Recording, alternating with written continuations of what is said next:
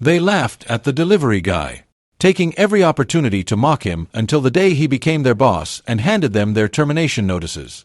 Dorian Matthews had spent nearly a decade making deliveries in downtown Phoenix. He was familiar with every alley, every service entrance, and every receptionist who scarcely glanced up when he delivered a package. The job itself wasn't glamorous, but it paid the bills, and he took pride in performing it well. Most viewed him as just another uniform, someone who melted into the background, someone insignificant. At Whitmore and Klein, an upscale marketing firm flaunting marble floors and floor-to-ceiling windows, that sentiment was particularly pronounced. The first time Dorian entered those glass doors, he expected nothing beyond a routine drop-off, but he quickly became aware of how the employees regarded him, as if he were invisible or, worse, something to be disregarded. The receptionist barely looked up as she acknowledged the package, already preoccupied with something she deemed more important.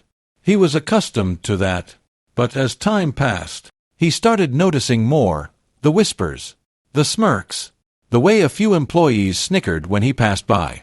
At first, he reassured himself it was nothing more than his imagination, until it wasn't. One afternoon, while placing a delivery on the counter, he heard a voice slice through the office noise. "Man, can you imagine if the delivery guy became our boss?" Laughter echoed. Dorian didn't turn around, but he felt heat rise in his chest. He recognized the voice. It was Ryan Caldwell, one of the senior account executives, always clad in tailored suits and cracking jokes loud enough for others to overhear. Another voice, this time a woman, chimed in, "Please. He's probably used to lifting boxes instead of leading meetings." More laughter followed. Dorian maintained a neutral expression as he handed the receptionist the tablet for her signature, which she returned without a word. He had encountered worse. For years, he had learned to tune out this type of behavior. Yet, something about this moment lingered in his mind. It wasn't solely about the words spoken, it was the conviction behind them, the certainty that someone like him could never be in a position of authority. Walking towards the exit, he passed rows of glass-walled offices where employees sat at sleek desks, sipping overpriced coffee and feigning productivity. Some glanced at him with disinterest, while others paid him no mind at all, just another delivery person, just another individual merely passing through. But upon reaching the door, he caught his own reflection in the glass, his uniform, the delivery scanner clipped to his belt, and his hands calloused from years of lifting boxes. They saw him as nothing more than his uniform, and for the first time in a long while, that bothered him. Outside, the Arizona sun was blinding. He climbed into his van and sat still for a moment, gripping the steering wheel. He wasn't angry. Anger was transient. This was something deeper, something more cutting. They thought they understood who he was. They had no clue, but soon they would. Dorian wasn't the type to wallow in self-pity. Over the years, he had faced his share of disrespect, people condescending to him, presuming he was uneducated and acting as though he were invisible. It wasn't new, it wasn't even surprising. But something about the incident at Whitmore and Klein resonated with him deeply that night. After wrapping up his last delivery, he parked his van by his small apartment in Mesa. The place was modest, one bedroom with old carpeting and a kitchen featuring cabinets that had seen better days, but it was his. He sat in the darkness for a while, grasping the steering wheel, staring at the glow of a streetlight outside his window. He had spent years convincing himself that it didn't matter what others thought of him as long as he worked hard and earned an honest living. But tonight, that reasoning failed him. The laughter he endured at Whitmore and Klein wasn't mere ignorance, it was conviction. They genuinely believed they were superior to him, that someone of his background could never attain power. Dorian needed to speak to someone. He reached for his phone and called the only person who had ever genuinely understood him, his older brother Malcolm. Malcolm answered after 2 rings. "Yo, you good?" "I'm good," Dorian replied. "What's up with you?" He hesitated and said, "Had one of those days." Malcolm chuckled. "Let me guess. Some rich folks made you feel like you didn't belong in their space. Dorian let out a breath, rubbing his forehead. Something like that. Well, that's nothing new. It isn't, Dorian admitted, but today felt different. Malcolm patiently waited for him to explain.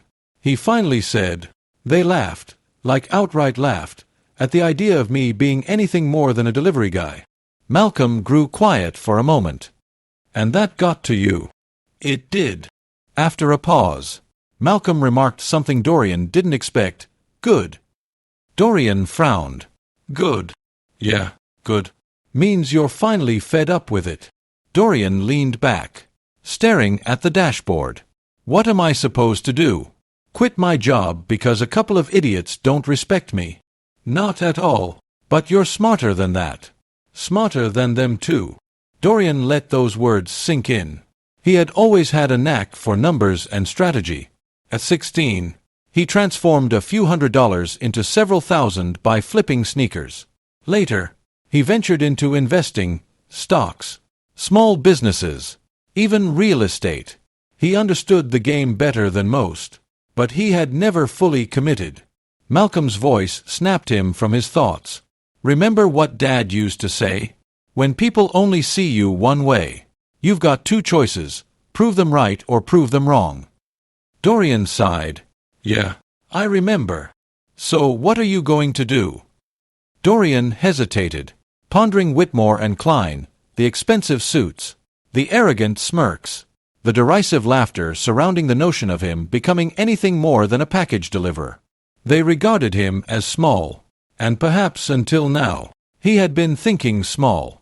He examined the worn steering wheel under his hands and then the dashboard cluttered with delivery invoices. This wasn't all he was. He was certain, but they didn't see it, and that had to change. Proving them wrong wouldn't happen overnight, but it was inevitable. Dorian was not merely a delivery guy, not truly. That was the side of himself he allowed others to perceive, the part they assumed defined him entirely. Yet, beneath the uniform, among the routine drop-offs and worn work boots, there existed another aspect of him, one few understood. While they engineered marketing campaigns and analyzed client numbers, Dorian had been crunching his own numbers. Even as a child, he had devised ways to generate income, while other kids squandered their allowances on toys. He flipped limited edition sneakers, knowing precisely when and where to purchase them and, more importantly, who would pay double or even triple the price. By the time he turned 20, he had transitioned to vehicles, buying and selling used cars while honing his negotiation skills and learning to identify deals before others did. He had invested in stocks and put money into small enterprises. While he never boasted about it, he observed, assimilated knowledge, and built something substantial. Over the last year, a significant opportunity had emerged. Dorian had been nurturing a business proposal that had garnered the interest of serious investors, those who cared not about his background or profession, but rather about his insights. They recognized his potential and appreciated how he evaluated businesses, pinpointing their weaknesses and discerning their value before others did. Now, they were prepared to support him. Dorian had been meeting with them in the evenings, after long shifts, late nights spent on Zoom calls, scrutinizing financial statements and refining his strategy. He had successfully turned around 2 struggling businesses, quietly and efficiently. Nobody at Whitmore and Klein would ever suspect it, but soon, they would find out. One evening, he sat opposite his lead investor, Anthony Wells, in a private lounge at a downtown hotel. The ambience was sleek, adorned with leather chairs, dim lighting, and the subtle hum of business deals over expensive whiskey. Wells, a sharp and no-nonsense entrepreneur who had built his fortune in commercial real estate, didn't waste time with those lacking seriousness. "So, tell me again," Wells said, sipping his espresso. "Why Whitmore and Klein?" Dorian leaned closer. "Because they're in trouble, and they don't even realize the extent." Wells raised an eyebrow. "Explain." Dorian retrieved a folder from his briefcase. flipping it open on the table between them. They've been hemorrhaging clients for the past year. Poor leadership, outdated strategies, misallocating funds. They appear successful on the surface, but their debt is suffocating them. He tapped the papers. I give it 6 months before they either downsize or sell. Wells scrutinized the numbers, flipping through the pages. You're sure about this? Dorian nodded. I've monitored them closely. Their biggest accounts are retracting. Client retention is dwindling. They're relying on their reputation, not results. And that's catching up. Wells smirked. And you want to buy them out? Dorian didn't hesitate. I don't just want to buy them. I want to turn them around. Restructure. Cut the deadweight. Bring in fresh talent. And make them profitable again. Wells leaned back, tapping his fingers on the table. It's a bold move. It's a strategic move. Dorian corrected. Wells chuckled. You've got confidence. I'll give you that. Setting his cup down, he reached into his jacket, producing a check and sliding it across the table. Dorian glanced at the amount. It was precisely what he needed to initiate his plan. You've got my backing, Wells stated. Don't make me regret it. Dorian picked up the check, feeling the gravity of the moment. This was it. The people who had belittled him had no inkling they were ridiculing their future boss. And soon they would learn the hard way. Dorian understood that patience was essential. Acquiring a company wasn't akin to buying a car or flipping a stock. It required strategy, precise timing, and the acumen to strike when the moment was right. He had invested months learning about Whitmore and Klein's finances, identifying their weaknesses, tracking every misstep. The company wasn't merely struggling. It was on the verge of collapse. On the exterior, they still maintained the sophisticated office, polished branding, and the illusion of success. But beneath it all lay chaos. Their major clients were slashing budgets, their expenses spiraling out of control, and their leadership was clueless about how to rectify the issues. Dorian wasn't the only one attuned to the whispers circulating in industry circles. Rumors about potential layoffs and restructuring were emerging. Some employees sensed the impending turbulence. Others remained oblivious, convinced their firm was beyond reproach. But Dorian recognized the truth. With Wells and the other investors backing him, he began to make calculated moves. The first step was to secure shares. Whitmore and Klein wasn't publicly traded but had multiple stakeholders, former executives, private investors, all eager to disengage before everything crumbled. Dorian approached them one by one, making offers they couldn't refuse. Initially, some were apprehensive. Why would a delivery guy want to invest in a major marketing firm? But money spoke louder, and Dorian had leverage. One by one, they signed over their shares. This process took weeks, filled with late-night meetings and careful negotiations. But by the time all paperwork was signed, Dorian held controlling interest. He owned Whitmore and Klein. The final step was formalizing it. The current CEO, Richard Langford, a man whose career thrived on inherited wealth and advantageous connections, wasn't particularly astute. He was simply fortunate, and that luck was finally running thin. Dorian scheduled a meeting without any preliminary notice, just a straightforward email to Langford's assistant, urging immediate discussion required. The assistant, a woman named Ellen, who had been with Whitmore and Klein for over 20 years, blinked in confusion upon seeing Dorian's name in the sender's field. She was accustomed to seeing him drop off packages. Why was he reaching out to the CEO directly? She knocked on Langford's office door, stepping in cautiously. "Sir, I just received a pressing email from Dorian Matthews." Langford didn't look up. "Who?" Ellen hesitated. "The delivery guy," she replied. Langford's fingers halted over the keyboard as he let out a dry laugh, shaking his head. What could he possibly want? "He's requesting an immediate meeting." Langford leaned back in his chair, rubbing his temples. His mood was already sour. Profit reports were grim, and their largest client had just pulled their contract. The last thing he could afford was nonsense. "Fine. Bring him in," Langford muttered, waving his hand as if to dismiss the matter. By the time Dorian entered the Whitmore and Klein office that morning, the building's energy had shifted. There were murmurs, exchanged glances in the hallways. The receptionist, the one who had barely acknowledged him for years, suddenly sat up straighter as he entered. Langford was waiting in his office, clearly irritated, not even bothering to stand when Dorian walked in. "What's this about?" Langford asked, barely lifting his gaze from the computer. Dorian took a seat across from him, placing a thick envelope on the desk. "It's about the fact that, as of this morning, I own the majority of Whitmore and Klein." Langford finally focused his attention on him, scowling, then emitting a short, dismissive laugh. "You? That's impossible." Dorian held his gaze, unflinching. "Check the paperwork." Langford hesitated, then grabbed the envelope, extracting the documents. As he flipped through them, his expression drained of color. He looked back up, this time laden with a new emotion: panic.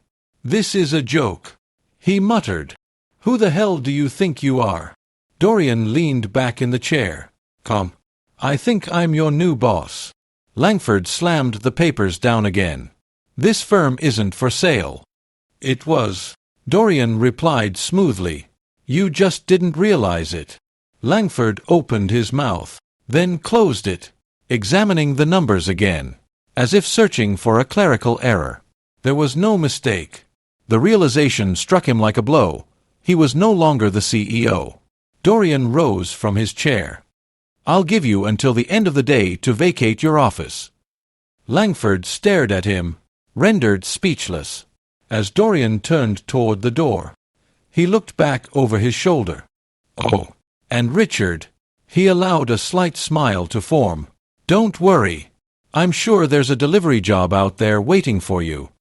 Langford's face turned crimson, his jaw tightening, but he remained silent.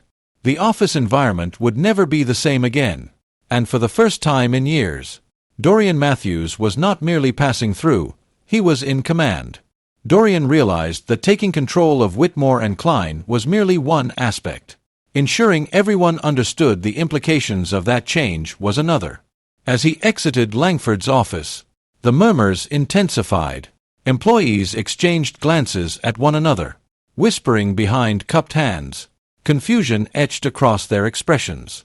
They had encountered him countless times before, but never like this. No uniform, no scanner clipped to his belt, just confidence filling the air and ownership exuding from his presence. Recognizing the folder he had brought into the CEO's office, several stood up from their desks, piecing together the enormity of what had transpired.